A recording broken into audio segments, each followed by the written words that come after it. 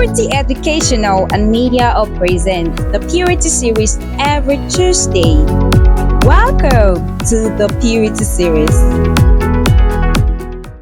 Hello everyone! Welcome back to another episode of the Purity Series. It's so nice to have you all here. So get your seats, don't grab anything because I really want you to listen to what we have for today. So we're still in the season of saying no, like a stern no. So today we'll be talking about saying no to Gehazi'S spirit. I know that, you might, be saying, oh, Grace Mercy, I'm not sure I'm covetous, or I have that spirit that Gehazi has. I will not do that thing. You've not found yourself in some very very sweet situation where it's so hard to say no. I mean, look at what Naaman offered Gehazi, and I would like to give you an assignment that you should study 2 Kings chapter 5 from verse 20 to 27. You would fully understand the story. I know you have read that scripture before, but I wanted to read it again so that you can get a fresh revelation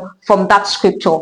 And so, what he offered Gehazi was beautiful. I mean, he would have taken a man of integrity, and that's what the topic today is focusing on, call to integrity. It would have taken a man of integrity to say no to all the beautiful things. The same way Satan took Jesus, the devil took Jesus to, the mountaintop, and then showed him beautiful things, showed him amazing things, and then said, only if you bow, just bow, and then I'll give you all of these things. Turn the stone to bread, and all of the things that he told Jesus to do. But because he was a man of integrity, Jesus knew that all of those things did not matter, because temporal things would definitely fade away at the long run. Just imagine that particular thing that he received as a gift, he could not even enjoy it at the long run. So why?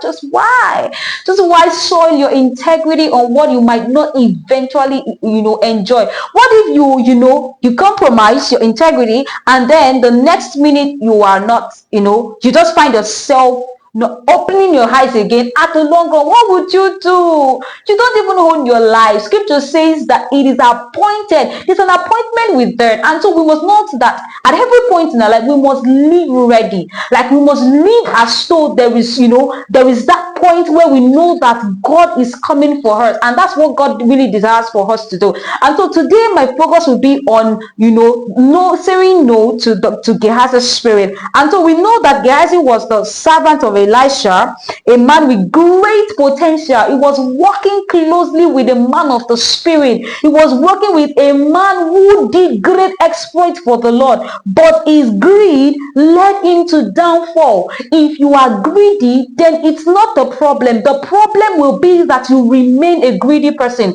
So once you recognize that, I found myself in this space where I desire things that I should not desire. I look forward to owning things or acquiring things that I should not acquire, especially when it is not God's desire for you at that moment. Then you must note that God do not want you to stay there. And so how then can you overcome the Gehazi spirit? One thing you must do is to be contented with what God provides.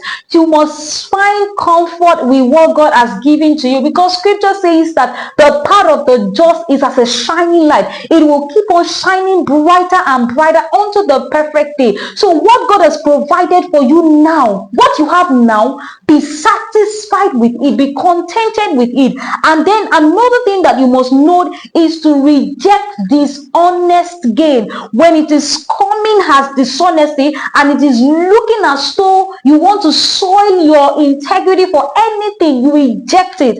Another thing for you to do is to walk in integrity and truth. At every point in your life, your yes must be yes and your no must be no. And lastly, before I wrap up, you must trust God's timing.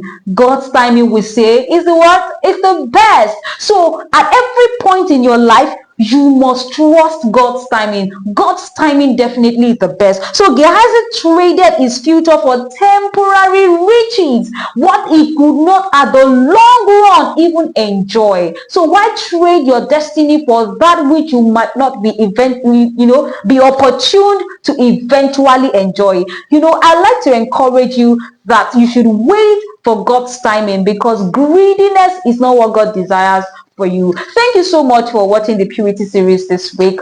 God bless you. Thank you for joining the Purity series. See you next Tuesday.